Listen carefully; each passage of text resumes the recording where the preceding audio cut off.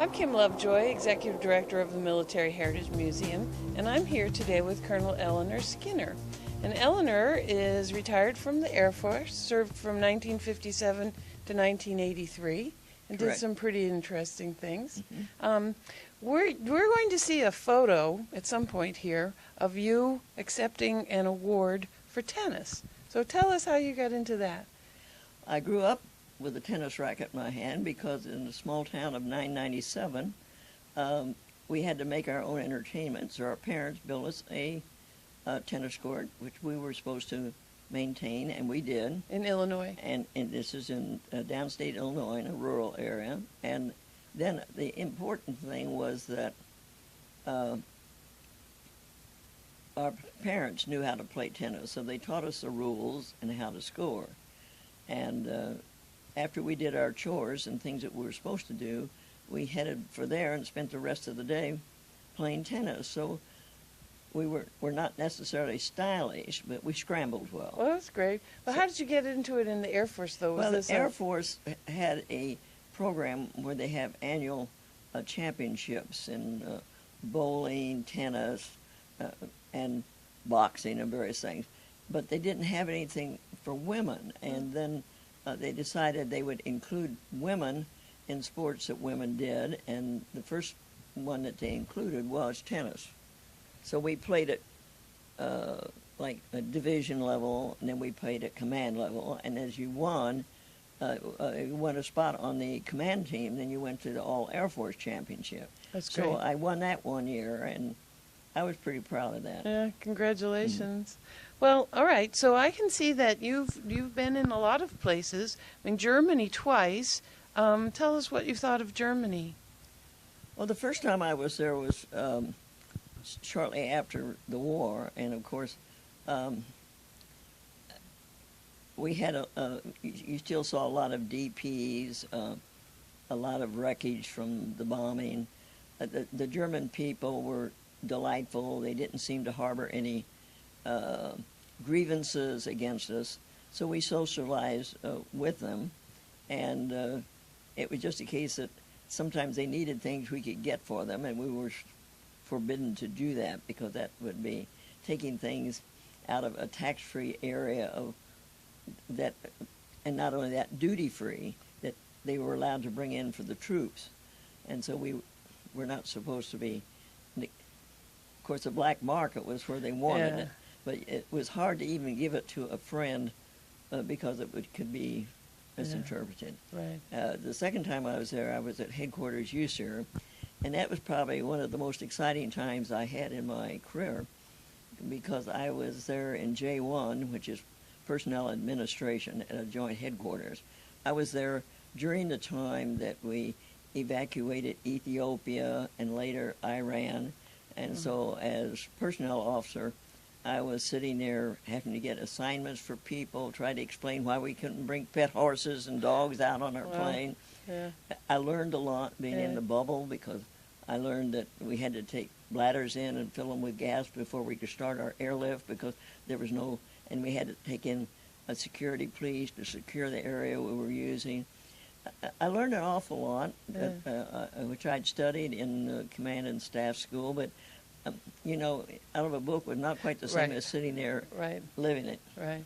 Well, and this is exciting because you got to meet a lot of foreigners while you were there. I did. So there's an experience you had with the princess. Oh, yeah. My first tour in Germany,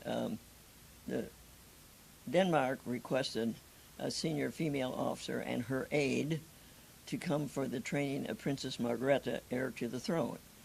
And it just so happened that I was available. I wasn't an aide, but I could be released for the time. I wasn't essential in other sense. So I went with the senior officer, and it was fun. We had to sort of practice a little bit because being an aide meant I had to be sort of a step and a half behind, and I turned at different times, and I handed things and carried things and so forth. Yeah. But Princess Margrethe was delightful, and she was a two-striper in the Danish Air Force because she had started out as a private the year before. But this was all of the women had to take training to protect the homeland. And it was, of course, I met a lot of ladies in waiting. I had problems with the high-ranking officer reception lines I went down, because you salute, then you shake hands, and then you have to salute them as you leave. And I was sort of having my hand in the wrong position half the time. But anyhow, they were very tolerant, and it really was nice. Yeah. And then years later, when I was at Lackland, I was called and said that the Danish ambassador had requested that this colonel come in from Denmark to observe the training of the women at basic training at Lackland. And it turned out to be the same colonel, except she was a full colonel instead of a lieutenant colonel now, that had been at Prince Margrethe's training. So it was delightful to meet her again and to... Did she remember you? Oh, yes, she did. And we had her out to the house, you know, for an American-style barbecue. And then you got to work with more foreigners when you were in Vietnam, and you worked with the South Vietnamese Air Force. Yes.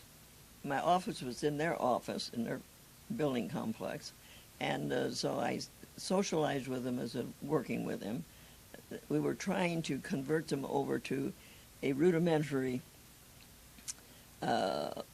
mechanical system, the old IBM punch cards. Punch cards, yeah. Remember? Yeah. And that was to try and keep track of all the people the U.S. was training to replace our forces in some of the areas of Vietnam. So census taking of a sort. A lot of money was being spent, and we didn't know where these people were, and they weren't really where we thought they should be. So we were trying to track them. Yeah. Not too successful. Yeah. You really got to go to a lot of interesting places and meet a lot of interesting people, and I think that's wonderful. But what made you join the Air Force to begin with? Oh, it's very simple.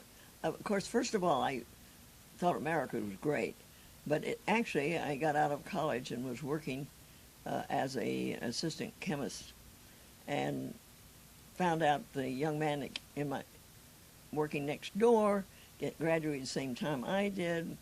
When we picked up our paychecks, he was getting $50 more a month, and we didn't understand that. And when we went to personnel, we found out it was because he was male, even though Walter was living at home, and I'm even having to rent someplace. Yeah. And so then I heard they needed somebody with a chemistry background. They were recruiting for the Air Force, and I'd get equal pay. Wow. So I applied and was accepted. Well, how'd you go from chemistry to personnel? That's a little embarrassing. When I finished training and went for my assignment, they said, we're very sorry. We have to give you a different career number. You cannot be used at the research center that you were supposed to go to. Wow. I was in organic chemistry. They said, there's only 3 slots there, and they've always been men, and the wives don't think it's right to have a woman there. So I was and it worked out fine. I had a wonderful time, and I probably did much better because I only had a bachelor's degree in chemistry. So I'd been a little flunky probably. Yeah. So it worked out beautifully for me. But just one of those things that used to happen. Yeah. Just let me ask you, how was your family about you going into the military? Did it bother your parents? Or? Oh, my mother and father were very upset because all they could think of was World War I, which it's long over. Which was long over, but they were thinking of World War I and camp followers. Oh. And so they did not think I would be safe. And so they tried to talk me out of it. And at one point, my mother said, I won't send anything to you. Well, of course she did. Yeah. You know, it's like everything else. And then when they came to visit me in Europe, they were just very pleased to meet my friends, living conditions, and so forth. Yeah. Well, Eleanor, I'd like to thank you very much for your service, for all you did for our country. That's wonderful. Well, I had a wonderful time, a good career, and I've been blessed with many things after doing that. So thank you. That's terrific. Thank you. Well, this is one of a series of videos that the Military Heritage Museum is making of veterans. So please check back soon and watch another. Thanks a lot.